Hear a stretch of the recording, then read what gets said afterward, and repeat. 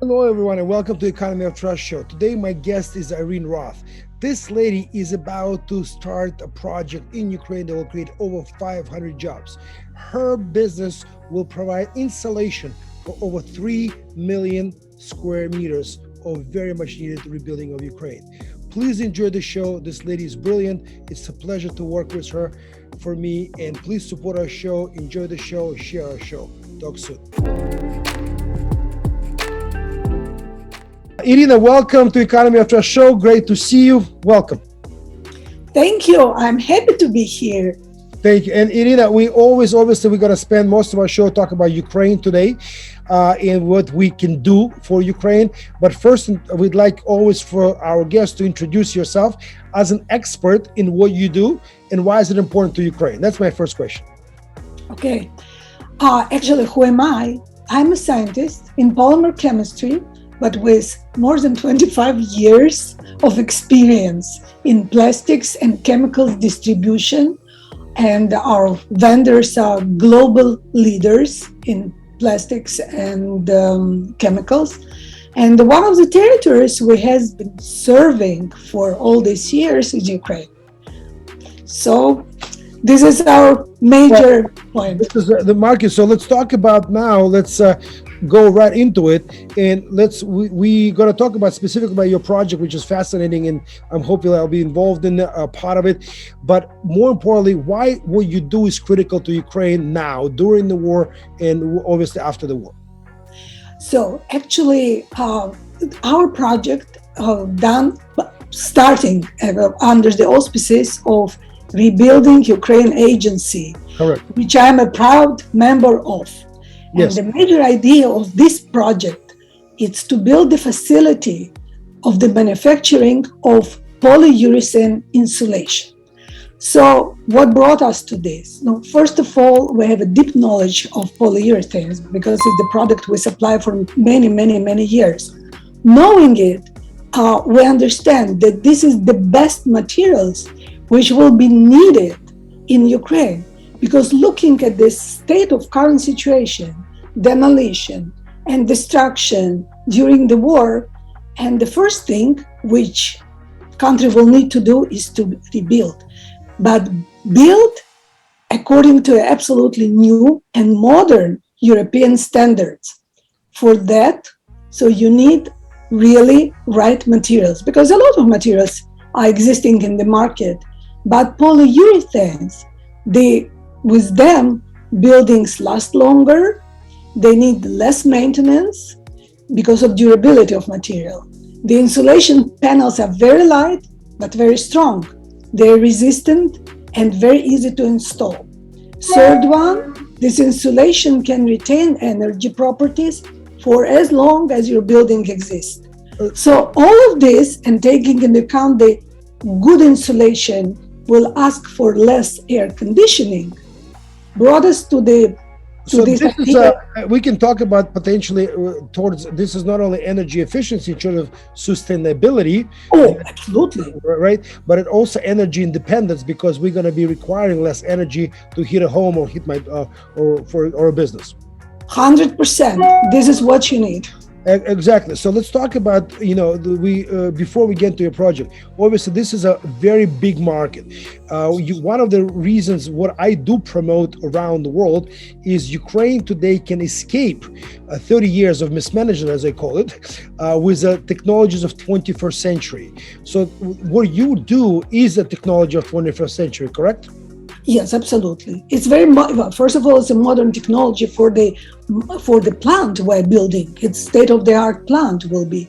But the second of all, it's the technology which is new. Some panels exist, but people don't use it. And we started to think about that project even earlier than war started. Okay. But we felt that the market is not ready, because the notion in the market that we need to use something very cheap and not necessarily care to take the best materials available in the world. But we're sure it will change, definitely. There's no question it will change, because what you do is going to be faster quality-wise, and as well as is going to improve many other measurements that are critical for operating any type of a building or my apartment for that matter. Uh, so coming back to this, let's talk about your plans. Now, let's talk specifically about your first initial plan. Its size, its setup, what is it going to produce, the volumes, anything you can share now of your vision for the first plant in Ukraine that we're starting to work right now as a team. Yeah, so we are now searching for the land where to set us and the territory in Ukraine, because Ukraine is vast. And this type of materials, they should be in the right places, because it's absolutely economically not viable to transport, because you are transporting the It's a air. And in Europe, the similar plants are situated like 500 kilometers from each other to make it economically good. So we actually are out of 10 or 20 pieces of land and the possibilities. We found one, and I think this will be our what we decided to do. It's not far from Kiev, and it's within the techno park, okay. which gives us more assurance that it Correct. will be right.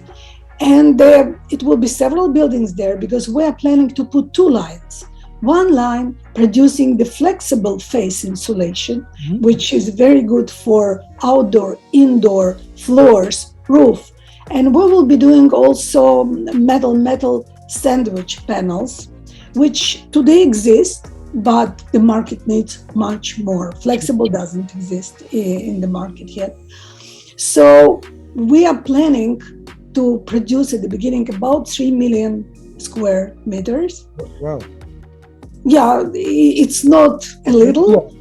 Yeah, but with the possibility to expand, of course, we're taking into account all of this. And do you foresee one facility in Ukraine, or potentially multiple facilities might have a need for multiple facilities like this? It may. We will see how it goes. First, we just want to work to finish Okay, and of to course, start of course. working. Yes, I don't want to make plans out of 5 or 10 years. We now work on the current thing. Excellent. But of course, it's needed in Europe, as I told you. Every 500 kilometers, they have a plant. Correct. So Ukraine has potential for about anywhere between 7 to 10 plants easily. In more. Right. In one small Romania, you have, I don't know, 10 or 15 manufacturers. So great. But the point I'm making to you, because as we rebuild the Ukraine agency, part of what we're doing is obviously we are looking at projects that can be scaled in the same cookie cutter manner in other locations throughout Absolutely. Ukraine in order to scale faster. And that's one of the criteria when we're looking at the project now. We don't want to have a one-off unless it's critical infrastructure, like a glass plant would be only one potentially for Ukraine, right? But for facilities like yours or Terry precast concrete, we need many of them throughout the country. Great. So now, obviously, let's talk about your customer base. Your customer base in Ukraine would be obviously construction companies, right? And maybe municipal governments themselves that may make orders, correct? We would love to have them, yes. But of course, we are for municipal government, as well of like the stores like Home Depot. I don't know how they call it in Ukraine. So you can buy something what you need, and the government can do. And by the way, the companies who need to, you can, by the way, these materials are very well used as well as for private house. You can build your own house, and for industrial buildings, which is very fast and easy. The analog of Home Depot is Epicenter in Ukraine. So okay. This is the company we have a good relationship with, directly the founder, who would be probably very interested. We obviously recently, as you were part of it, we signed an agreement with a Federation of Construction Companies of Ukraine. There would be also a very big market in this. And as you know, part of what we do for multiple companies now, we will be representing their sales arm, business development within Ukraine in what we do. So coming back to you specifically, you work with your husband, obviously, and you had a lot of years in experience in Ukraine.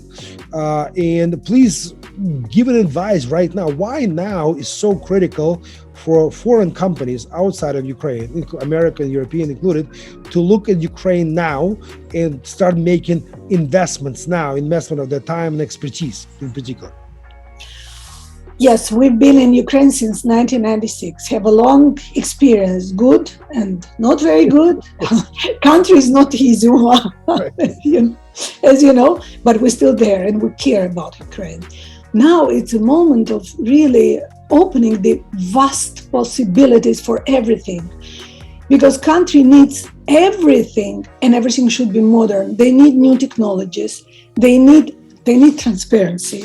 They need everything. They got unprecedented commitment actually from a lot of governments, starting from the US to Europe to other countries, and a lot Unreal. of yeah, and a lot of investors wants to be there, and we want to help. We want to do the best for Ukraine because Ukraine deserves it. They have it's a beautiful country, it's a vast country, it has a lot of possibilities, and the people want now to rebuild. So the enthusiasm is there. And that's all based on what? The trust. The image of Ukraine has changed 180 degrees.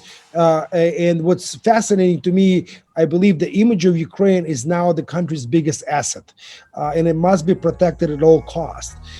And yet, at the same time, there's a lot of financial instruments being developed to protect investments into the country. And it's going to be over $1 trillion opportunity. And companies like yours that are setting up shop early on and making plans during the war, and potentially executing them even during the war, it is going to be way ahead of the competition after the war is over, because there's going to be a stampede of investment capital coming into the country, and our agency's job is to facilitate the execution and transparency and use of that capital. Of course, but can I add something? Please, of course. Having all this enthusiasm, because everybody wants to build a democratic, prosperous, beautiful country. You know what? I think that Ukraine should reinforce and conditioning going economic liberalization and reform efforts. Because without this, we won't be able But you see, I have a strong, as you know, right before the show, I showed you, is I'm a very strong believer in driving the economic behavior due to incentives, right? And for example, right now, if the company wants to work with us and be financed, they have to play by our rules. We don't need government for that. We're going to set up our own rules. If you municipality, if you guys want us to work as an organization to bring you companies, investment, ideas, whatever, you need to play by our rules. We don't play by Ukrainian rules, right? We are talking about using this moment, the crisis of tragedy, of atrocities, to transform the country. There will be no better moment to change all behavior to new, in my opinion. be. Okay, so Irene, obviously we have a lot of great work. I thank you very much for your time, and I am going to planning to record the interview with your husband. Would be also fascinating. But I wanted to ask you, I sent you before the interview our website, United Students of Ukraine, the program that helps the small businesses of the country. And obviously we've done already a lot of things. We yet to do many more. We're looking to build a sustainable subscription-based where companies, not individuals, companies pay $100 a month through associations, supporting their counterparts, bakers, engineers, and so on. And this, we can easily drive that capital to Ukrainian small businesses to grow. So from your perspective, getting to the question, why do you think this is so critical now and for the future after the war? You know what? First, when I looked at your question, at the beginning, I even didn't understand it because, as per my view, there's no small businesses in Ukraine. They don't exist per se because, unfortunately, government didn't support small business. No, it didn't. But it's 70%. What's going to drive the growth is small and medium-sized business. Yeah, exactly. We know it very well. So I think that this is a great idea and an absolutely exciting opportunity. It's for the students, for the businesses, for the future of the country. And you know what? I'm actually sure that this will resonate with a lot of companies and with a lot of individuals who can help not only in the monetary way, but with their expertise, best practices. That's what we're looking to build relationships. Yes, today businesses need help. but in the future they might need your services, or you might buy from them, or whatever it might be. And starting any type of thing starts with a relationship building, and that's what we hope to establish through this company. Anyway, Irene, thank you so much for your time. I really appreciate it. It was great to see you, and great to hear all the passion you have for Ukraine. Thank you very much. Great. Thank you, everybody. Please support our show, share it, like it, and we'll see you soon.